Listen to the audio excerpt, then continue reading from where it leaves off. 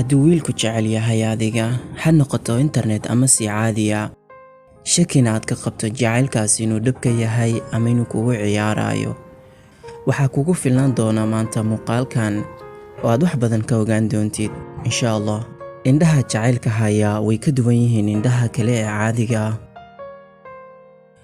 markuu si dhaba jacaylku haya adiga waxaad jeclaan doontaa inta badan inaad indhaha isaga haydo qofka adiga aad jacaylka u hayso qalbiga markay tahayna waa waxa ugu weyn ee adiga ku dareensiin doona shayga aad tabayso naftaadu waxay jeclaanaysaa la jooga qofkaas waxay arkaysaa in muhiimad weyn ay siiso naftaas kale xishoodkuna waa qaybta ugu weyn ee adiga ku saameyn doonta inta badan aad qof jacayl u qaado waa inta adiguna waqtiga kugu dheeraan doono macnahan intaad qofkan ka xishoonaysid ayuunbuu waqtiguna tagi doonaa waa tusaale yaraan kugu fahansiin karay jacaylka soo mawduucan u imaano markay tahay ninku inuu ku jeclaado adiga wuxuu bixiyaa waxyaabo aad u badan oo ka kala duwan waxaan ku siinayaa ilaa 10 arrimood mid kasta uu ku yahay calaamad weyn oo ku muhiim ah adiga sidoo kale 10 arrimood gudahooda waxaa ku jira tijaabooyin aad samayn karto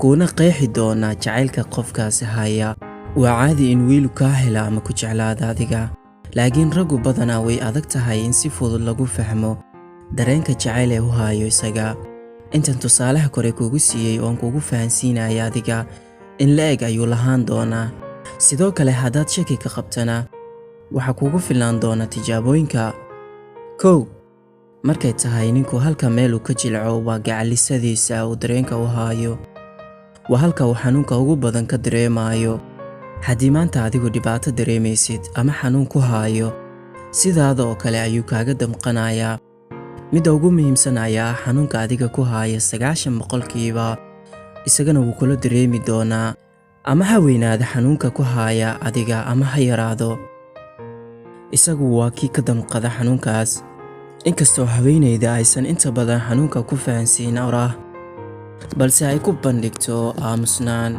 balse isagu waa kii fahma labo haddii aad aragto nin uu ilmeynaya jacaylkiisa ogow si dhaba ayuu jecel yahay ruuxaas ninka ragga ah beenbeen uma ooyo halka dumarka ay awoodaan inay beenbeen u ilmeeyaan hadduu internet yahay jacaylkaaga una jiro shaki aad ka qabto in wiilkan ku jecel yahay laba tijaabo ayaad ku ogaan markay tahay kala fogaansho ama lamaanaha kala fog waa dhibaato iyadana xalkeeda u baahan muhiimaddu waxay tahay in si caadi aad u samayso tijaabooyinka kow ku dheh waan tagayaa wax kale ha raacin ma kula tahay nin si dhaba ku jecel inuu middan kaa yeelaya adiga wuxuu ku weydiin sababta aad iga tegayso maxay tahay maxaa dhacay ma jeclid miya maxaa ku bedelay su'aalo badan ayaa imaan doona kan waa mid kuu baahan adiga hadduu qofka kuugu soo koobo okay sidaas samee ama ku dhaho iska bax ebel baa kuma hayn jacayl xiise weyna kuma hayn adiga tijaabada labaad qofkan waxaadna dhahdaa waa maqnaan doonaa muddo asbuuciyo hadduu qofku ku farxo ama ku dhaho okay laakiin maxaad u baxaysaa sabab unu sheeg dan uu kugu raaco ebel dareen gooniya kuma hayn waxay u badan tahay in qofkaas aan wax dareena u hayn jacaylkaaga hadday yimaadaan su'aalo badan laguna dhaho sababtaad u baxayso maxay tahay waxaa dhacay xitaa hadduu ku dhaho koolkeena iyo waqtigeena maxaa u dambayn doona wuu ku jecel yahay umana baahna inaad ka fogaato number 3 ninka ragga wuxuu madaxiisa hoos dhigaa gacalisadiisa dhabta ah isagoo dhowraya si kasta uu dhowri karo qofkaas wuxuu ku kalsoonaadaa in badan inta uusan ku kalsoonaa naftiisa hala yaabin haddii aad aragto wiil markasta kaaga sheekeynayo gacalisadiisa si dhaba ayuu jecel yahay qofkaas dareen gooniya ayuu u hayaa soo mararka qaar waan la kaftanaa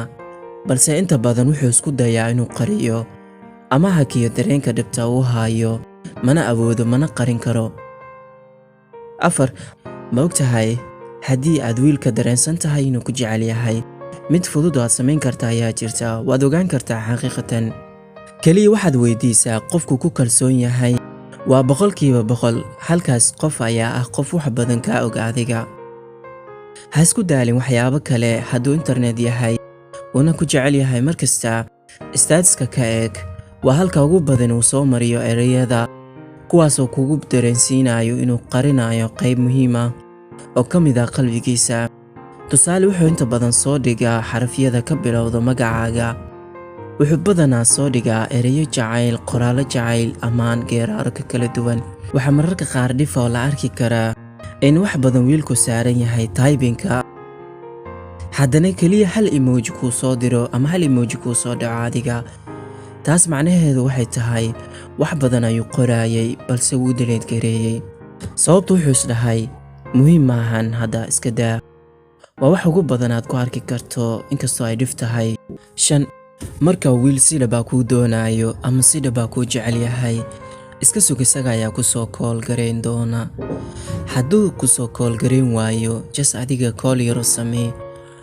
hadduu horey ka soo raaco koolka, kaas waxay u badan tahay in markii horeyba ku sugaya adiga.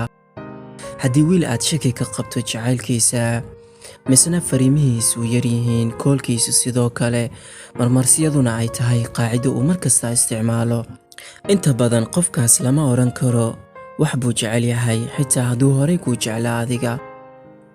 6. wiilku wuu ka xishoodaa gacalisadiisa. inta badan wiilasha qaar kama xishoodaan qoftooda.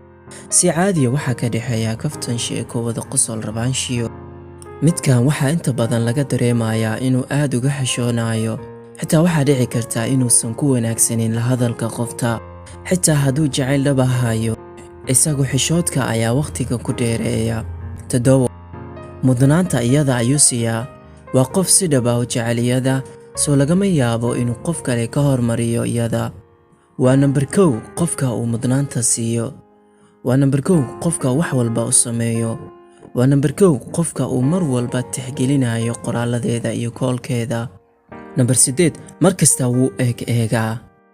inkastoo ay haweeneyda aysan jeclayn in wiil iska eego ama si xun u eego, laakiin wiilkan kale iyada jacaylka u haya wuxuu ku eegaa indho naxariis ah, kamana xanaaqdo eegidiisa. sidoo kale markuu fiirinayo waxay dareentaa rabaanshiyo. waa haweeney si dhow la socotaa dareenkiisa. waa haweeney si dhow u og wax walba uu isagu qarinayo. indhaha jacaylka haya marna ma qarsoomaan. nambar 9 wax walba wanaaga ayuu sameeyaa. kama xanaaqo, ma caayo, mudnaan weyn ay ka leedahay. hadallo xun kulama hadlo. waxaa jira dareemo badan oo gudihiisa ku qarsoon, so wax walba xumaana wuu dhowrayaa oo ma samayn karo. xitaa wuxuu iska inkirayaa wax walba xumaana uu qofkan leeyahay. inkastoo ay ragu kala duwan yihiin xagga rabitaanka qofta, qaarkood waa kuwa aad u adag, iskumana jilciyaan qofta, soo waxay leeyihiin dabeecado iska qalafsan. sidaasay tahay, intaas way ka siman yihiin. okay, qofkaas waad jeceshahay miya? hey, ma jeceshahay adiga? okay, waxay u badan tahay inaad jeceshahay, sax? aniga qofna ma sheegin, laakiin adiga qof ayaa qalbigaaga ku soo dhacay. waa laga yaabaa inay dhabkaa tahay. okay, intaas ayuu ku egyahay muuqaalkeena maanta. insha allah midka mid la mid ah inta ku kulmi doono. caafimaad iyo farxad baan idin rajeeyin saaxiibayaal.